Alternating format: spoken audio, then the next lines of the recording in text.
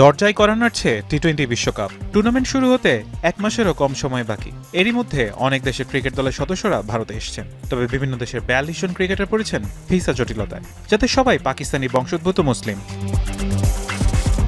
যদিও তাদের ভারতে অবস্থান করা বা ভারতে যাওয়ার কথা ছিল আগেই, কিন্তু ভিসা নবায়ন ও অনুমোদনের জটিলতায় তৈরি হয়েছে অনিশ্চয়তা। ভারত ও পাকিস্তানের রাজনৈতিক সম্পর্কে টান পড়েন নতুন কিছু নয়, তবে সম্প্রতি নিরাপত্তা যাচাই ও নাগরিকত্ব সংক্রান্ত কড়াকড়ির কারণে পাকিস্তানি বংশোদ্ভূত খেলোয়াড়দের ভিসা প্রক্রিয়া আরও জটিল হয়ে উঠছে। অনেক ক্ষেত্রে মাসের পর মাস অপেক্ষা করে মিলছে না চূড়ান্ত অনুমোদন, ফলে অনুশীলন, প্রস্তুতি ম্যাচ, এমনকি চুক্তিভিত্তিক ক্যারিয়ারও পড়ছে হুমকির মুখে।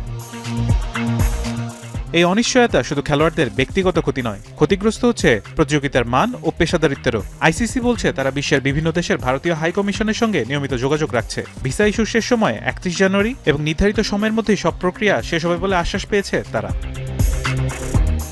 প্রশ্ন উঠছে, কবে মিলবে এই সমস্যার সম্পূর্ণ সমাধান? কূটনৈতিক পর্যায়ে আলোচনার মাধ্যমে কি আলাদা কোনো স্পোর্টস ভিসা কাঠামো গড়ে তোলা সম্ভব?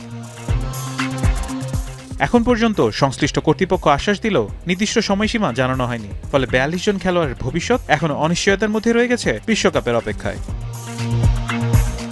ফারহান ইহসান, এখন।